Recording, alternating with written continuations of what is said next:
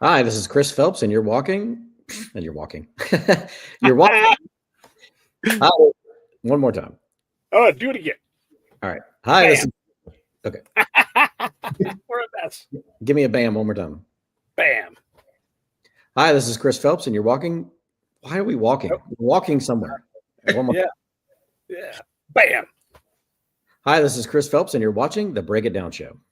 Good news is that was all live, so everybody saw it. Third time's the charm, right? That's Hey, it. you know what? It took you 4, but that's all right. Hey, listen, I appreciate you coming on. You got a couple of spies. My buddy Gavin is up above me here, and you were talking with us earlier with Aunt Flynn and those who stayed with us through the hour. Hey, you guys are going to dig this. So, just in terms of intro, Gavin started an organization called SpyQ, which I'm now part of as well, and he's trying to give spy skills to regular folks. And our worlds overlap here, and this is why we're excited to talk to you, because how we say things, the order we say things, how we stand, the clothes we wear, all of these things communicate things that allow us to have influence. Now, in my case, it's combat spying. I'm trying to meet warlords, but I'm also trying to satisfy colonels. And then Gavin got his own thing where we're in these environments where we're not protected as much as everybody wants us to be. It's pretty dangerous, but we're still able to go in and relate to people across culture, across religion, across all these boundaries. And I think that there's a nice overlap between with what we have found in the field and what you guys have found through, decades now. Almost like a better part of 50 years worth of work to understand how people respond to things and how to create positive responses. Yeah, you're dead on. Ultimately, despite technology's efforts, all it's doing is drawing people and our desire to have relationships with one another, making that more prevalent and more important than ever. So,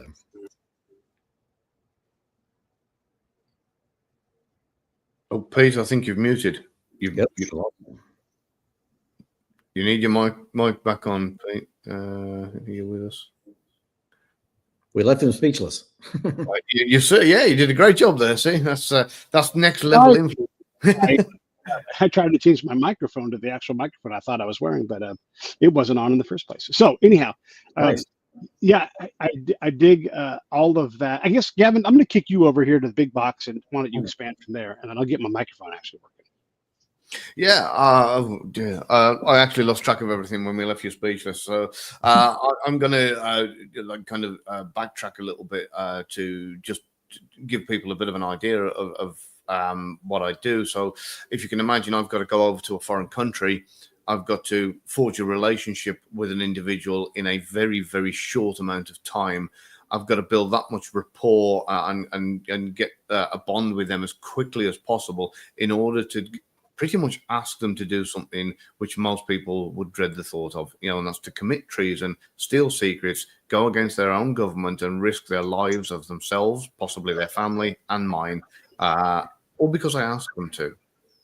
So if you can imagine the amount of time and effort I have to put into, making that happen as streamlined as possible, you can see why the influence section of what we teach is hugely valuable. So, so this I'm hoping to kind of team up with Chris a little bit here and see if we can kind of swap notes and find out, how what I do compares to what you do, and I'm sure there'll be a lot of similarities.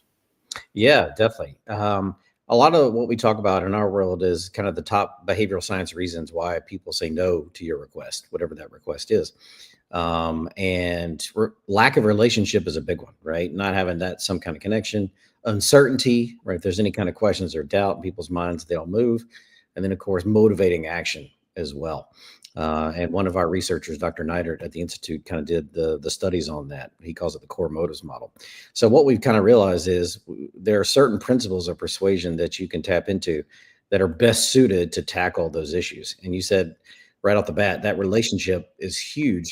So with reciprocity, right? Finding if there's some way that you could find a way to give unto them first, whether that be a physical gift, if they're starving, feed them, for instance. It could be an intangible gift. It could be taking something off their plate, making something happen,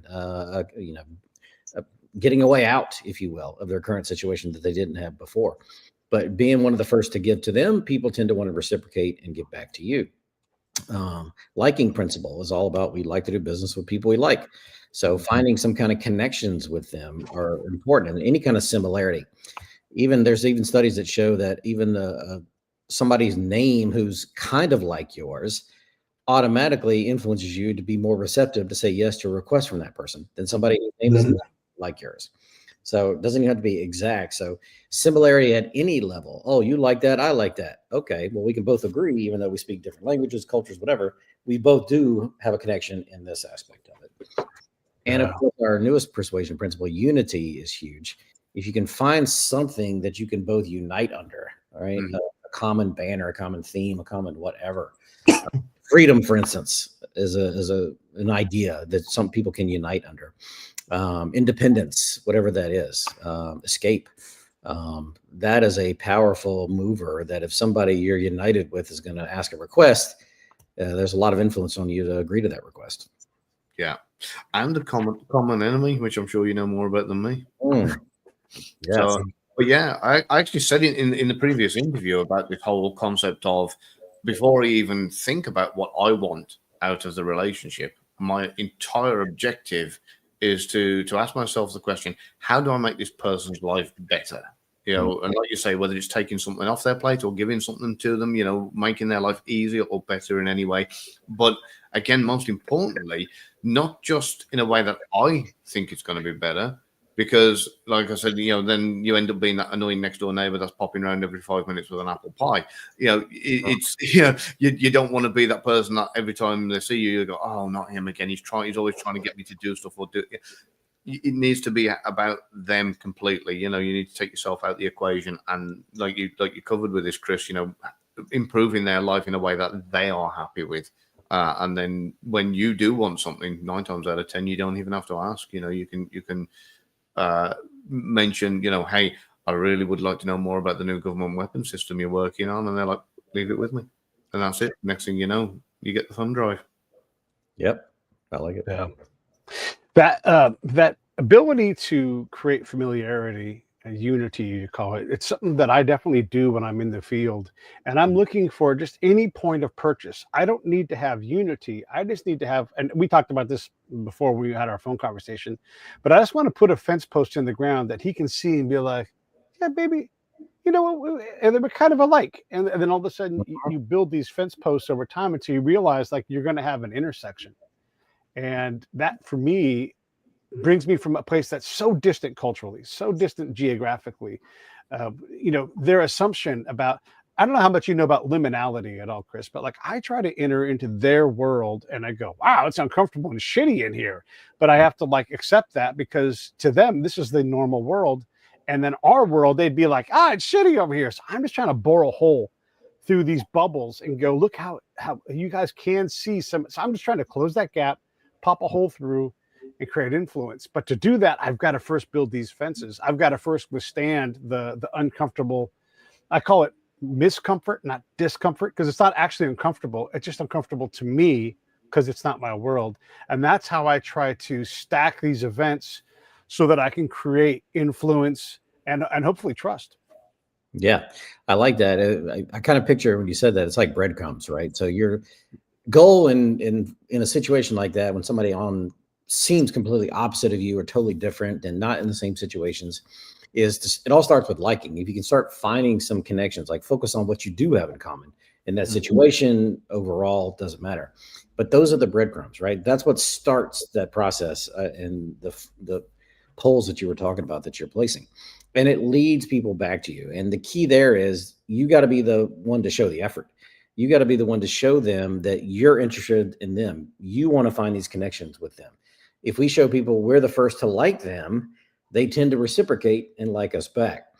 And from liking, that's where you can build such a powerful relationship that you eventually could unite under that banner. And that's just a higher amplification of that relationship, right? If they aren't, it's not you versus me, it's a we kind of situation. You're in the same boat now. That's about as high a relationship as you can garner with somebody. Yeah. One of the tools that I use to try to, get in within those disciplines to continue to do it is I'll ask a simple question, but it's about them. and I want to learn about them. And so in Arabic, my Arabic is crappy, I would say shunu raik, what's your opinion? And then there'd be this thing that we would talk about. And I don't care politically, whatever, because just like here, just like people are going to disagree on things, but they'll have an opinion about something. And as they talk about that, I'm getting them to kind of vomit out them. This is me. That's what I think. And I'm just nodding my head and I'm listening to my interpreter, and I'm not judging it. I'm just trying to understand who they are and what their problems are, and I want, this is what Gavin talked about too. I want small problems that maybe we can find a path to work on them together. Even if we fail, I'll be with you on this path, maybe behind you, maybe in front of you, maybe next to you, but I'm trying to find these things. But all of that starts with saying, tell me your opinion on this. Why is this like this as opposed to that? Whatever it is, then they explain and they teach me. Right. Well, it's interesting you said that word opinion. We talk about a lot about that word under unity for just that reason. When what most studies show is that when you ask for somebody's opinion, that in essence, what you're creating is a critic. You're creating an enemy, if you will, to the idea or whatever you're asking about, right? So you say, hey, give me your opinion on this plan I have. Then you're asking them to rip it apart and rip it to shreds, okay, and tear it down. So if you're going to then ask them later on to be a part of this plan and join up, why would they do that? You've just made them an enemy, right? If you ask for people's help in certain situations, that could be troublesome because of reciprocity, if you've accepted their help, now you owe them. You've created an obligation for yourself. Instead, one of the ways we can leverage this unity principle is, instead of asking for opinions and feedback and those kind of things, ask for their advice. If we want them to join up with us on a request later on, right? If we don't want them to tear it down. If we ask for advice, what the studies show is that it actually forces people to put themselves in your shoes. They picture themselves as you, right? So that you're going to get better quality answers from them, better quality, even if they're negative about the whatever the option out in front of them is. But because they are you now and helping you here in their mindset, now if you ask them to join up, they're now more likely to be receptive to that instead of the enemy that you've made. So advice versus opinion, create an ally, right, versus an enemy. Yeah, I love that. I'll second that with something I did. I do it quite frequently in certain circumstances. I'll say, if you were me, what would you do? What would be, what path would you take? And get them to literally put themselves in my shoes. They end up doing most of my hard work for me and talking themselves into kind of getting the outcome that I've already kind of planned out. So that sounds a bit back to front, but 9 times out of 10, I know where I'm going with the conversation. I've planned it enough to kind of steer them to then say, right, I just need you to finish this off for me. Yeah, good example. When we think about, like, Gavin said, like getting someone to betray their country or tell them about the secret weapon system, all these things, there's corollaries or similar things in the real world that we're desperate to hide and not give up, especially if there's a sale on the line. And quite often I'll find myself in someone's sale funnel. I don't mean like the online version, but they're like, if I had a solution that would provide for you this thing, would you buy it?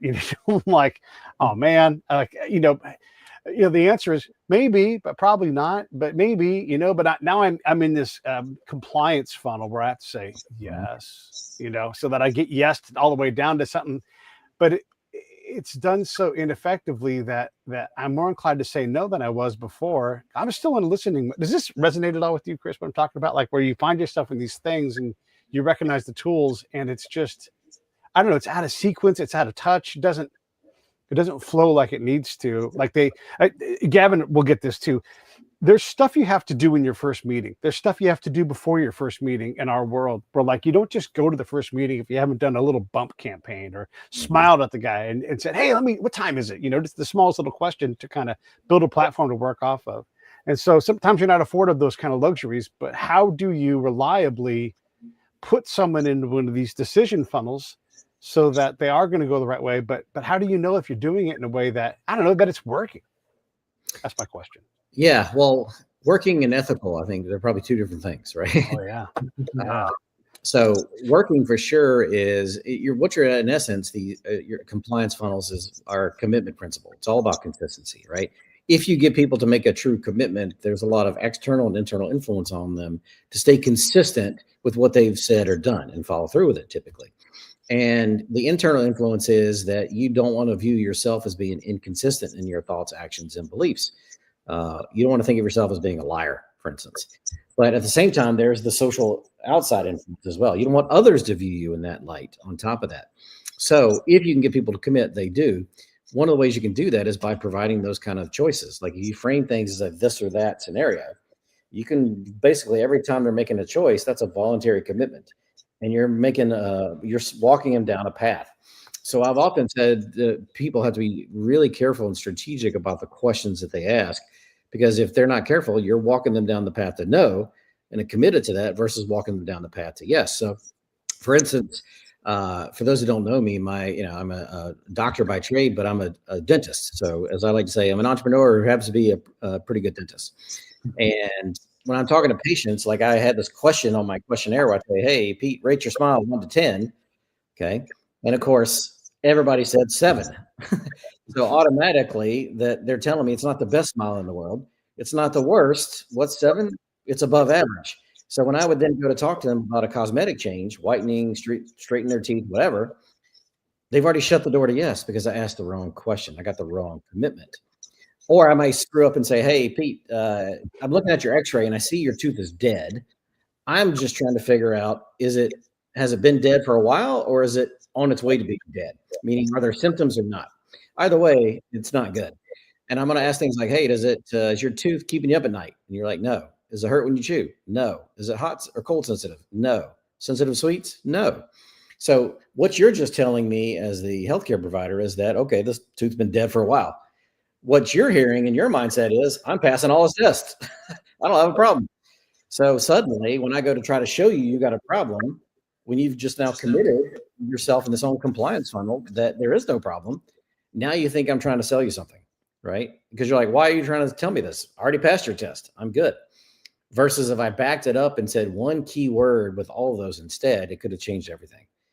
"Hey, Pete, is it keeping you up at night yet? Is it hard to chew yet? Is it sensitive to cold yet?" Right? Because now what does yet imply? Okay, it's not today, so at least we've satisfied that.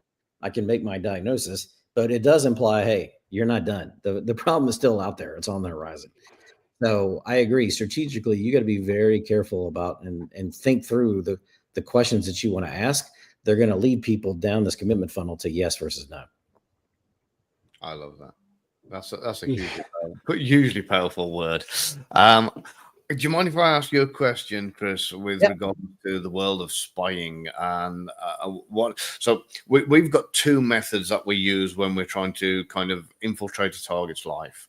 There's the bump, which is very instant. You get as much information as you can on the person, and then you ostensibly appear to be accidentally or kind of coincidentally bumping into them in a public place, and you get a conversation. Your only objective at that particular time is to get a second meeting or the contact details to arrange a second meeting. Mm-hmm. And I don't particularly like that one, because if it goes wrong, then that's your only bullet gone, Right. The second way is to do the familiarity, where you and I use this with a Russian diplomat, where we couldn't get any other way other than he walked his dog in the park every morning, so I walked a dog that I borrowed in the opposite direction every morning. And basically that kind of familiarity became a smile, which became a head nod, which became a good morning, eventually a conversation, friendship, relationship, and so on and so forth, and recruited him. Now, the reason I didn't like the bump is because I know the systems we're taught, and it was too much of a house of cards, in my opinion. So if you were, from an intelligence officer's point of view, if you were training intelligence officers a system that you think would work better, and it's going to be difficult because obviously it's a hypothetical scenario, you don't have any information on the target, but what would be something as close to a script that you would say is going to encourage a person to kind of want to meet again or exchange contact details with you? So is this on the bump example or the second one that you posted? On the bump, because the thing is, the second one, if it goes wrong, you're walking the dog again the next day, so you don't need to worry about it. But in a bump, you've got it's a single bullet. You've got the one shot. You're in a restaurant or a bar or wherever it is that you happen to kind of hello and get into a conversation with somebody that to them you're a stranger. even though you may have done a bit of research. So you got to build rapport really fast and get contact details. Yeah, so I do agree with you. The familiarity approach is definitely the more solid approach. And because there's all kinds of studies about people choose just on familiarity alone, right? Oh, sure. And there's a lot less variables out of your control and more in your control in that scenario. So with the bump, in essence, one of the barriers you have in that moment is uncertainty. That's, again, one of the reasons why people say no. So we can leverage social proof and authority, but I think authority is going to be important in this scenario. So if there's a way that in this conversation, ideally, if you can find some kind of simple connection, liking is the first box, right? Oh, we got a connection. Oh, okay. They're automatically more receptive to the next thing. But now I got to decrease their uncertainty about you.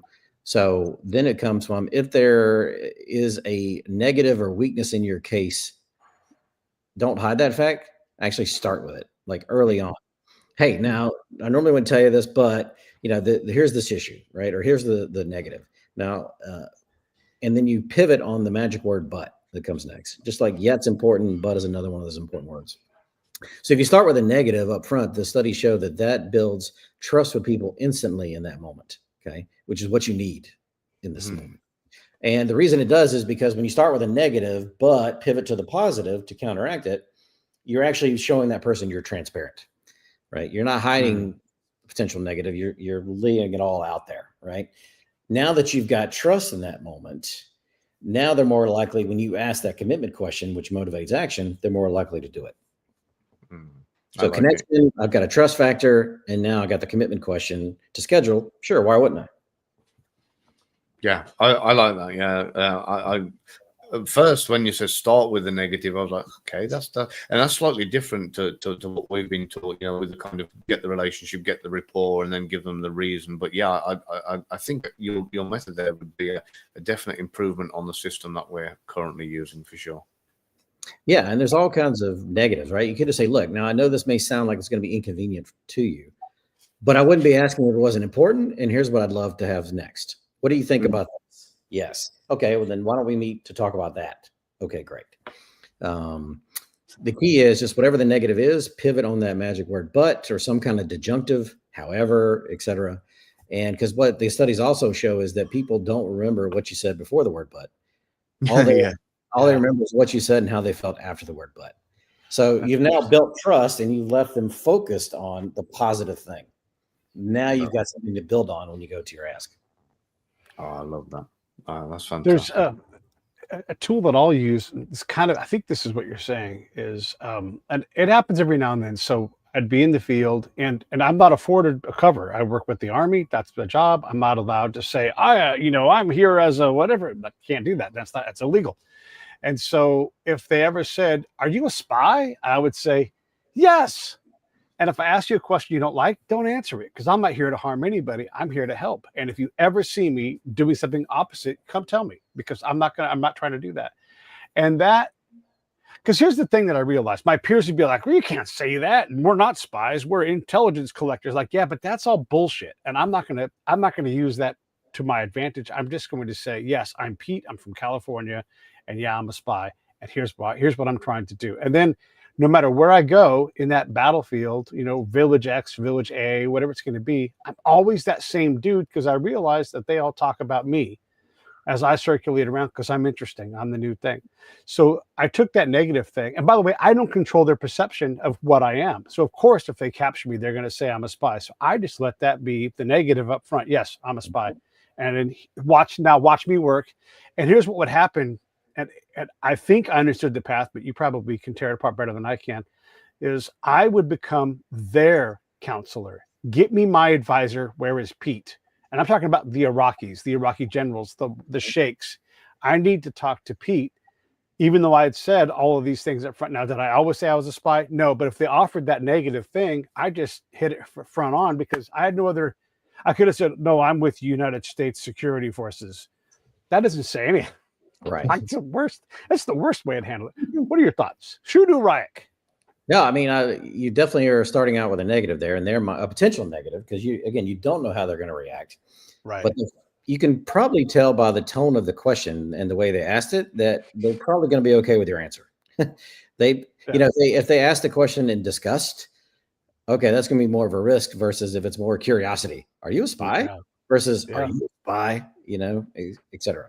So you have a little bit of leeway to tell which way it's going to go. But giving them that trust, in essence, you're giving them that gift of trust by giving them the negative. Yes. And they now appreciate that fact that you trusted them and want to reciprocate, and they're not going to trust you more.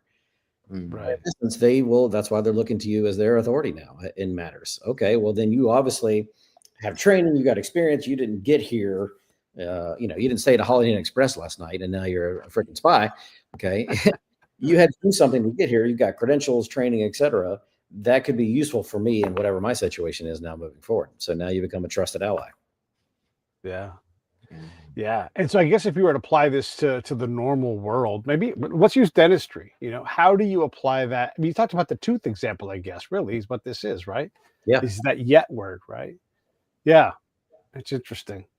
Well, like for instance, if I was presenting treatment to you right now, I'd say, okay, here's your ideal treatment. Now, the bad news about this is it's the most expensive and it's going to take the most time.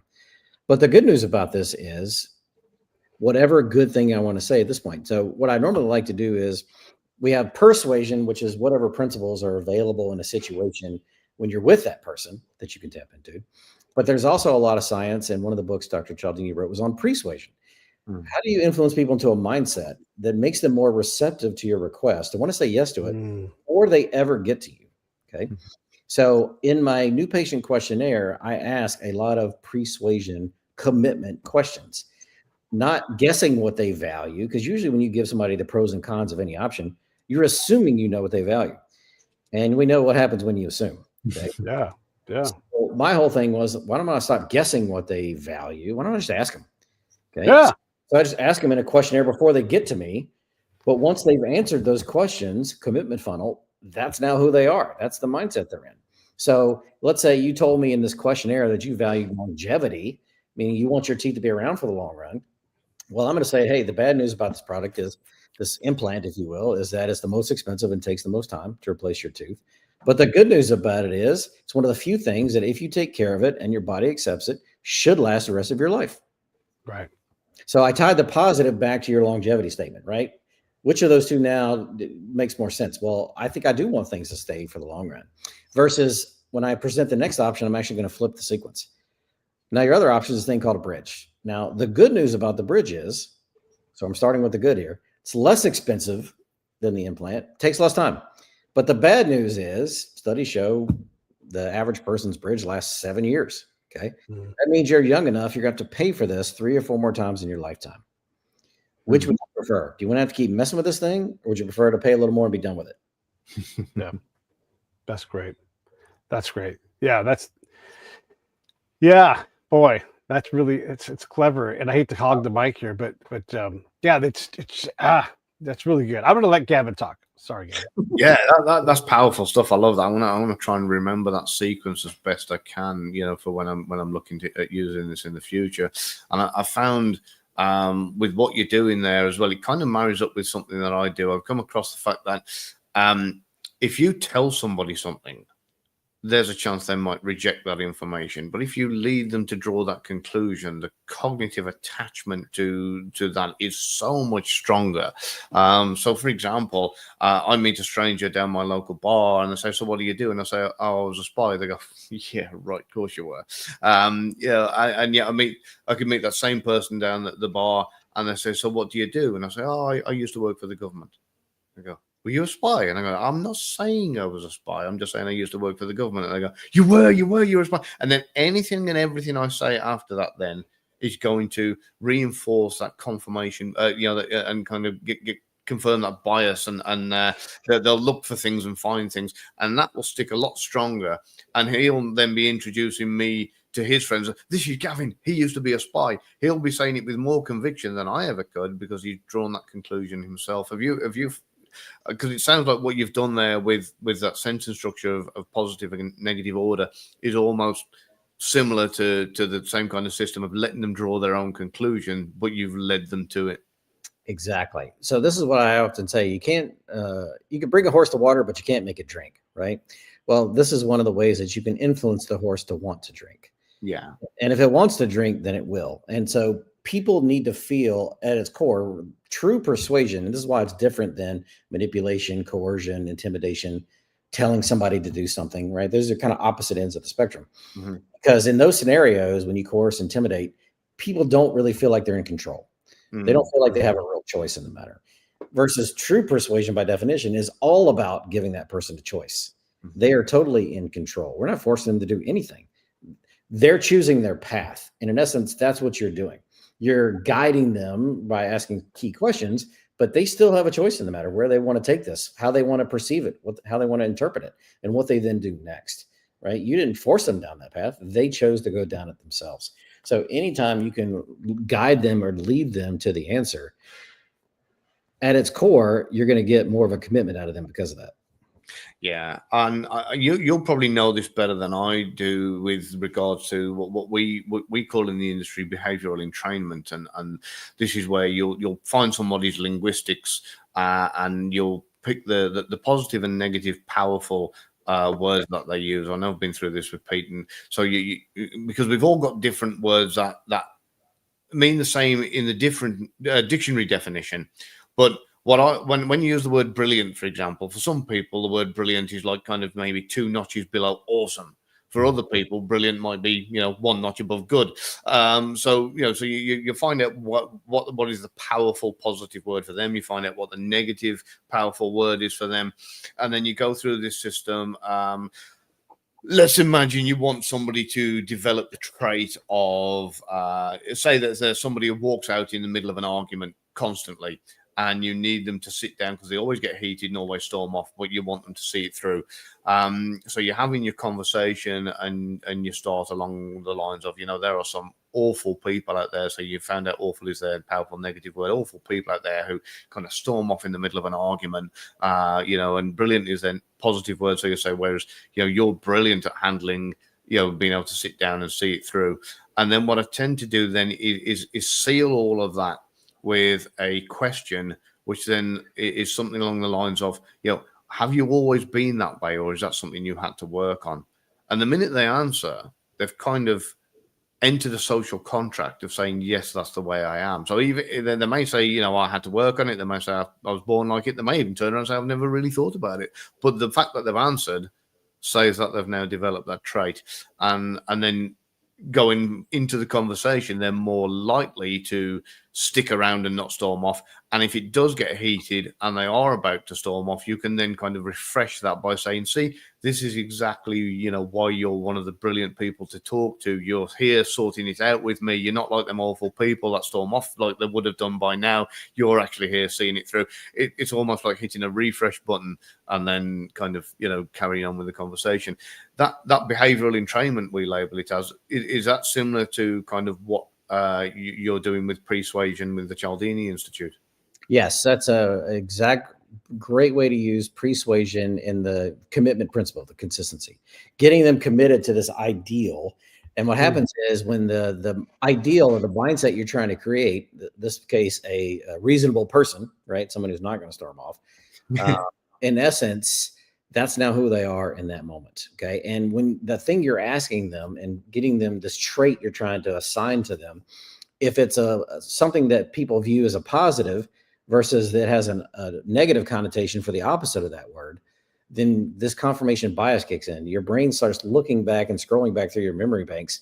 And all it needs to justify yes to the positive thing is one time, once in your life, where you were reasonable or brilliant or what have you. And as soon as it finds it's like, oh yeah, that is me. But once the acceptance is committed, that's now who you are in that moment. When persuasion was launched, I got a pre-copy of it. Dr. Cialdini had put me on his list to get that copy. And I was reading it and was amazed at how many spelling errors and grammar issues there were. And the sequence of things just didn't flow right. And I was like, this is weird. And I'm pretty bad at recognizing spelling and grammar issues. So if I notice it, it's got to be pretty bad, right? Well, come to find out, the publisher had sent out the wrong copy of the pre-release to not only people by me, but also more importantly, that went to publishers. That went to people like your Barnes and Noble and your Amazon bookstore, like people that were going to buy huge copies based on how they perceived the book when they read it initially. And so the publisher had totally screwed up, and now they're calling Bob to let him know. Now they've taken care of it. They sent letters out to everybody. They sent new copies of the book, but now they got to tell Bob, and this is his first new solo authored book since the original Persuasion came out 30 years prior, right? Wow. Big deal. So how do you tell the man that wrote Influence that you just screwed up? That's exactly what they did. They said, Bob, you know what? We've been working together for how many years, and I hate it when I've got to give bad news to understanding people like yourself. But again, pivot on that word. But here's what happened. We screwed up. We sent the wrong copies to everybody, but we've already taken care of it. We sent letters. We've let them know. They got new copies of the book. It's all taken care of. We think it's going to be okay. And right at the end of that, he could have been mad, but what did he say? Okay, thanks for letting me. Yeah. Like the reasonable guy that he is. Yeah. I wanted to approach this from an angle where I've done this when I've been deployed. You know, I always say the worst way to find where the bombs are is to walk into the village and go, "Where are the bombs? Where are the bombs?" Everybody, like nobody talks to that guy. And so I walk around the camp and I practice the conversation in reverse. Where are the bombs? You know, who makes the bombs? How do the bombs get here? You know, where all these questions, and they get less and less shitty until you're just in a different spot. Within there, I have little tools that allow me to get to sort out, is that even the right question? Maybe it's a different stream of questions. Maybe I'm talking about farmer questions in this case. And what I realized is that this goes back a few minutes at a time, what you're talking about. If I slow down and I worry less about what I want, and I worry more about where they're at and what's important to them, and I start to build trust with them. And one of the things, obviously the fence building thing we talked about earlier, but if I understand what their goals are and how they accomplish these things, you know, like how do they make decisions? The military does. We have a thing called the military decision-making process. And so we all go through some version of that. And if you understand that, then you can jump in anywhere in that process and impact it. And so I'll look for, like, what are the hallmarks of them acting like either that one person or that group is making a decision.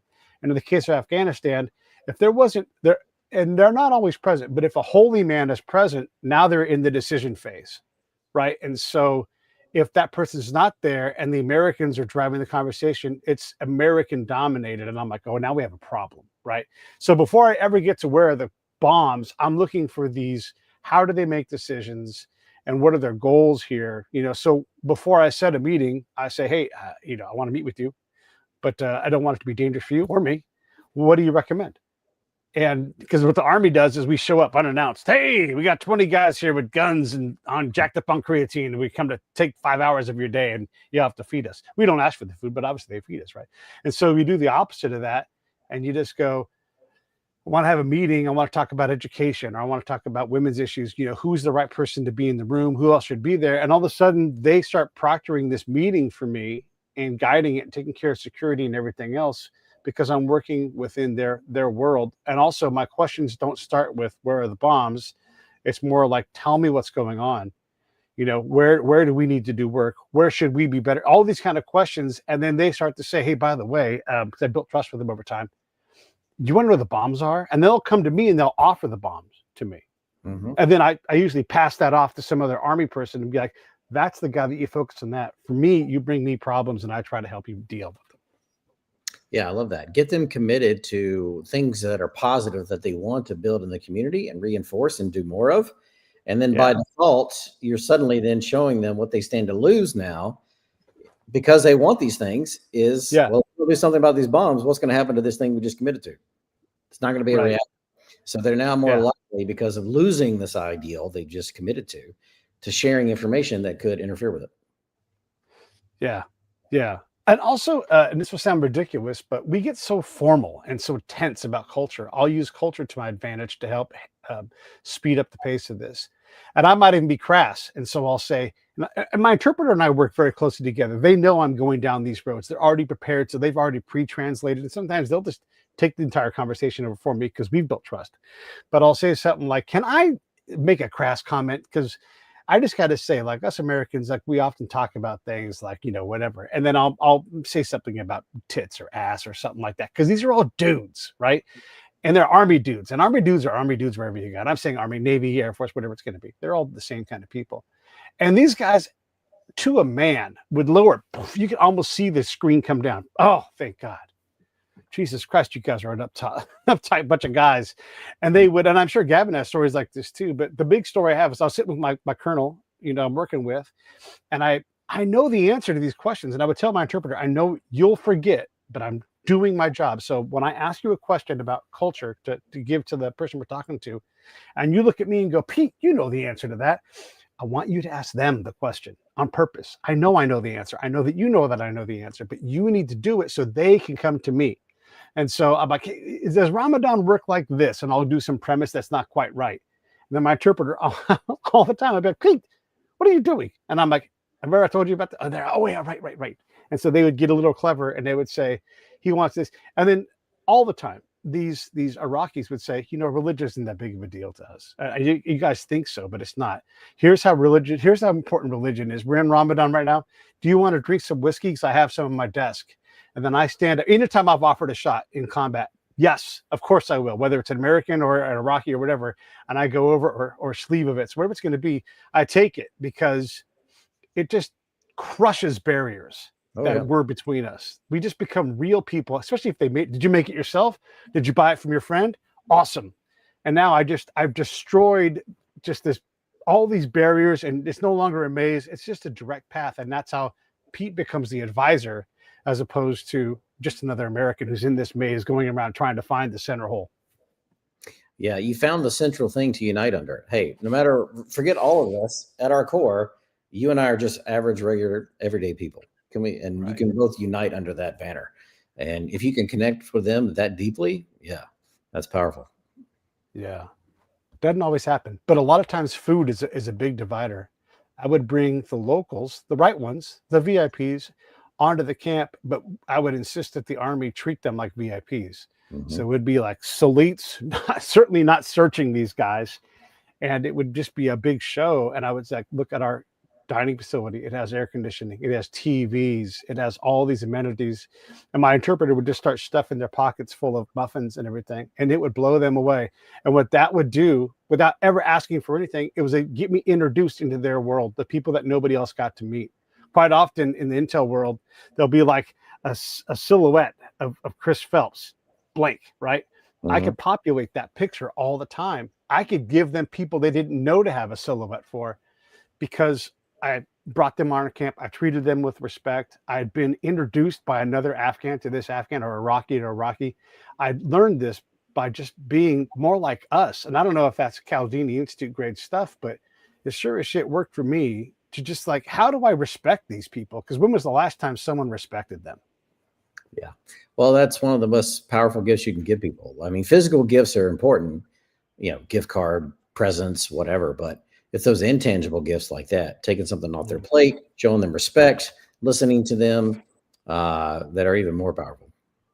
Yeah, I think the foundation with that, it comes down to, and again, you probably know this a lot better than I do, Chris, it can be summed up in one word, and that's the word safe. Making them feel safe to share, safe to open up. So, if you've got that level of safety that somebody feels when they're with you or around you, no matter how it's delivered or how it's brought about, that in itself just is the absolute foundation to then getting to the next level in any way.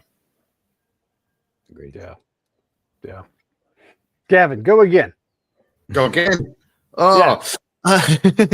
You threw me. So I think a lot of that probably can come from the likes of familiarity that we talked about earlier. This is, and you talked about this, Chris, when you said there are studies done on familiarity. This is why the likes of Coca-Cola, the biggest selling drink in the world, keep advertising, and all these brands that you see time and time again, because might not be a regular buyer of a particular product. But when the time comes to buy that particular product, you will go with the brand that is familiar to you or that you recognize, So that level above safety is like I say, is that familiarity that allows safety and familiarity kind of overlap in a way. That's why I was talking to the Russian in the park. We went, I walked the dog in the opposite direction to his walking the dog for quite a few weeks before, I got the first nod or the first hello or the first good morning in. And that was what allowed me. He got that safety and familiarity to turn that into a conversation, a friendship, a relationship, and then ultimately an asset that we ended up getting valuable information from. Yeah, and I think it's a powerful reminder that no matter what that person's status is, at some level they probably feel isolated, and they're striving for connection.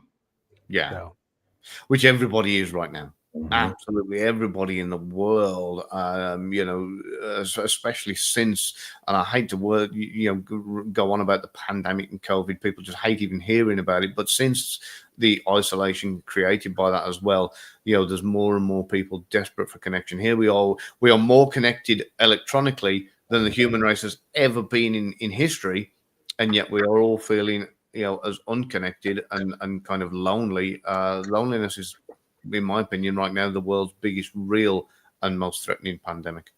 Yep, agreed. Yeah. And so I have a question for you, Chris, and maybe you'll have an answer. I can go into an American grocery store and there's, I don't know, let's say there's 1,000 brands in there, like not the yams and shit, but just like the stuff that's in boxes and bottles, etc. And there will be brands in there that I've never thought of buying, haven't bought in 20 years, but I'll know exactly where that item is and what the brand is of it. I may not know the name, but I'll know the icon of the brand. And I'm amazed at, I don't know, how often do I buy capers, right? Like once every 10 years, something like that, right? But I know exactly where they are without looking for them. And I know what brand it is. And it's not just capers, it's stuff that I never even thought to buy, like stuff that you're special. Someone's like, can you go buy some whatever. And you're like, yeah, I know exactly where that is. How is that? What is the science behind that familiarity, and how do we leverage that kind of iconing to our advantage in day-to-day life? Yeah, well, it's part direct focus and indirect focus, but anything that focuses your attention, the brain puts a value and importance on that automatically, right? More so than anything else around it. But at the same time, things that are indirectly in your environment still has a portion of your focus, whether you realize it or not, at the subconscious level. So it's that repeated exposure is what does the trick. So in one study, for instance, they had people researching something online, and they would have to go through multiple pages of different websites to find the information they were looking for. And in some of the groups, all they were doing were researching. In other groups, they had a banner ad kind of at the top of the screen as they went through each page, and they got exposed to an advertisement for a camera 5 times. Okay. In a separate study, those same people were exposed to that same advertisement 20 times. And what they were measuring at the end was they said, hey, you found this project you were looking for. Just curious. Here's a couple of advertisements for a camera. Looking at these, is there one of these cameras and the ads that you'd be more drawn to than the others? And you might consider buying. And which do you think in the scenario where they had 5 exposures in 20, which camera did they select? The one that they had been exposed to, or the other 3 they'd never seen before, even subconsciously, right? And do you think that their desire for that thing, the familiarity, even though, again, none of them remembered ever seeing any of the camera ads, do you think it increased from 5 versus 20 exposures? Do you think getting exposed more in the background made an influence? And the short answer is yes. So the more you're exposed to these things, so if something's standing out to you like that and you've never bought it before, then all that tells me is you've been exposed to that brand in some way, shape, or form, and probably multiple times without you even realizing it. Yeah. So does that go to the guys sorry, Gavin, give me a sec here. Does that go to the guys in the design world who are making something that's not just artistic, but it's sticky? Sticky definitely helps. A sticky at least elevates the status because now it's recognized, right? Now it's getting more in the conscious level of thought and focus, direct focus. What we were talking about before is indirect focus, when you're not really to it necessarily. What's crazy is both of them are powerful, but obviously direct sticky focus is going to be stronger than an indirect focus. Yeah, I cut you off, Gavin. Apologies. That's all right. I'm just thinking that would go hand in hand with what Red Bull did here. I think it was 2003. I don't know if you remember this. It was a brilliant operation they did where they took empty Red Bull cans the energy drink for those who don't know what it is, and they scattered these cans in places all around the city, in gutters at the side of the road, round trash cans, and all this kind of. And they did it time and time again for quite a considerable amount of time. Really, it was probably 3 to 6 month campaign, and they did it every day. And the idea was that people were thinking that this Red Bull drink was a lot more popular than what it really was, because the cans are everywhere. So therefore, by seeing the exposure to the cans and the empty trash everywhere, left all over the place, that the exposure to both that and the idea of popularity both worked hand in hand, and sales absolutely skyrocketed. Yeah, big time. But that's our social proof principle, right? Oftentimes we look at the evidence of what others are doing around us to tell us or show us what we should do. Yeah. And if we see a significant number of those, especially if it's a majority, it just escalates the effect even more. I'll actually add to that with the Central Intelligence Agency. They do something which is quite crafty, and they know that they don't have to convince the majority of a particular thing. All they have to do is convince the majority that the majority is convinced of a particular thing. And I know that sounds very catch-22, but if the general public think it's worth us going against something because the majority believe it, even if the majority don't, as long as they think the majority do, they won't go against it. And that's Operation PSYOP that's used quite frequently, especially here in the UK as well. Is there anything you want to ask Gavin and I? I mean, you got a chance to talk to a couple of spies. We've given you some examples of work that we've done, but is there anything that you want to poke back at us? Oof. I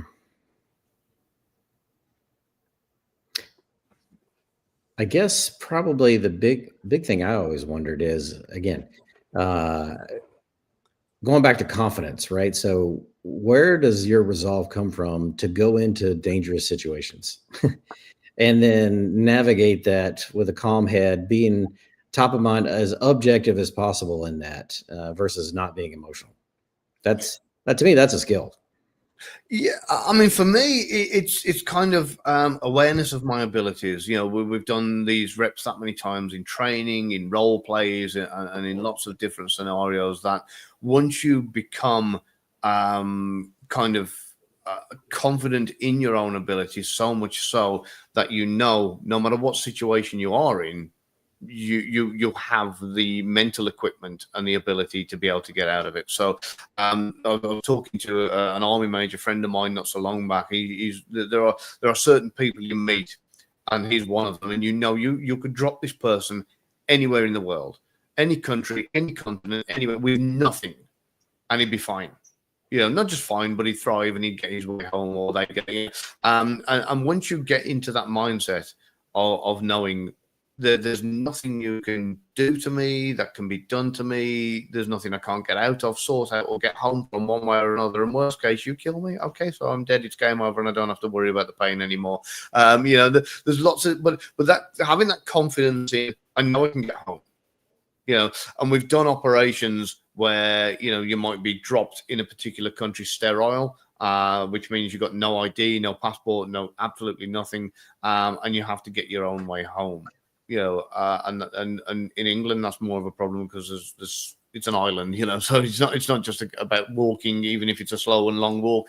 And once you've done these drills a few times, you start to learn, and once you've been through so much and you are comfortable with the uncomfortable, as the military like to say, you start to have a whole different outlook on things. You think, I'm going to be okay. Doesn't matter what you throw at me, I'll be fine. And that gives you a level of confidence that is unmatched. I like that. So I think for most people, a lot of that fear comes from the unknown. So you're mitigating that by making known many scenarios and possibilities that you can. So therefore, whatever happens, you've already accounted for that. You've already discussed that. We already had even if it was a guideline, you already had some idea of what you were going to do in that scenario. Mm-hmm. Therefore, it is known and not scary. So I like that. It's also true that our job is scary. It is dangerous. And at some point you accept that and you just understand, like, hey, we're playing this game. It's dangerous. And you act accordingly. So like for me, I had like a couple of rings of defense around me. You know, now if I had someone looking out for me, I trust that Army person completely, and they'll take care of me. I'm going to focus on my job. So already we're at an advanced level of accepting and managing trust. But when you've been exposed to these situations that are challenging, when you've got a warlord screaming and waving his arms, and you're like, "Whoo, this guy's hot right now," you know, and I don't know where this is going to end up. It's not that you don't acknowledge the danger and the threat, but if it's not dangerous, if they don't know who I am, if they don't want to kill me, then I'm not doing my damn job. You know, in the way that I approach it, right? So I need them to know that. And that for me is like the table stakes, like to get into this game, to be known enough, to get passed around into a network that's built for you. You don't get the luxury of comfort. That's not part of it, you know, and that creates a different dynamic, and it changes how I walk around and what I do. I'm still Johnny Goodtime, right? Like, hey, everybody, how you doing? I'm Pete. How you doing? I'm from California. I'm still that guy. But there's also the dark side where, like, if it passes this point, then the guns come out and we get to work. Thankfully, for me, I was in situations where I could just continue to be Johnny Goodtime, and everybody would want to get to know me, because who doesn't want to talk to a dude from California if we're in Iraq or Afghanistan or whatever? So some of that risk is overblown. And honestly, and Chris, this might resonate with you. I was in more peril inside the American compound from Americans who didn't like me because I had a lot of bad news for them than I really ever was physically from the outside. Was I in firefights? Yes. Did bombs go off around me? Yeah, all that stuff happened. But I got sent home. I got fired. I got screamed at. You know, all these other things that would be completely out of scope with normal life. And so, yeah, I don't know. It is a thing you have to mitigate, but it's also a thing that you can leverage to your advantage. I'll tell you a quick story and then I'll shut up. So I built this ability to go off the post by myself or maybe with one other person, and we would go to the Afghans or the Iraqis, whatever it is, and they would send their detail to me to protect me, because we'd set this up and I'm working within their culture. It's a shake. A shake says you're protected, then you're protected. Or like Gavin said, or you're not. You know, like, what matters is that you get the offer, right? And so I would go up to, there's a guy called the battle captain. He kind of runs the unit's day-to-day operations. He goes 12 hours on, 12 hours off, and there's two of them, right? And so they want to know what's going on around him. And I'm like, if a guy was to have really good access to the battlefield and some very important people, and he wanted to go, but he didn't want to bring a whole bunch of Army people with him, would the battle captain ever want to know about that? You know, and so I'm not saying anything directly, but I'm speaking directly to him. And he's like, you know what? I would not want to know about that, but I would want that person to have a call sign and a radio and a grid coordinate, if at all possible, so that I could respond accordingly in case something happened. And of course, nothing would happen. I'm like, yes, of course. So now I know, bring a radio, make sure I have a call sign registered with the radio, you know, the radio operating folks, and always have a grid so that I don't have to check in. But the second something happens, here's my grid, here's my call sign, and now he could do his job and not be completely unaware of, like, what in the fuck happened, you know? Mm-hmm. So he didn't want to know about it because that would get us all in trouble, but he did accept that risk. And I don't know, that didn't start right. I didn't start that on day. By the way, if you're a collector, don't start this on day one. This is advanced stuff. But yeah, I don't know. Did that help you at all? Yeah, no, it helped a lot. Thank you. What else do you want to get into before I wrap this thing up? And thanks, everybody. Go to Cialdini.com. There's the link right there. They have an event coming up in December. That's not the right link. They have an event coming up. Look, same link, basically. Just put the December event thing behind the slash. You guys go there. This stuff's awesome. It's powerful. I'm actually considering getting more involved because the stuff that we're doing at SpyQ relates right to it. And I definitely learned a lot from reading the first book. So thanks for all of these things that all of you all have done. I wish I would have found this before I started collecting. It might have made my job a little less complicated in terms of learning and executing at the same time. Awesome. Yeah. Thanks for having me on, Pete. And Gavin, pleasure to meet you. You too, Chris. Please stay in touch. All right. Stand by. I'll say goodbye to you guys in a second. Everybody else, see you tomorrow.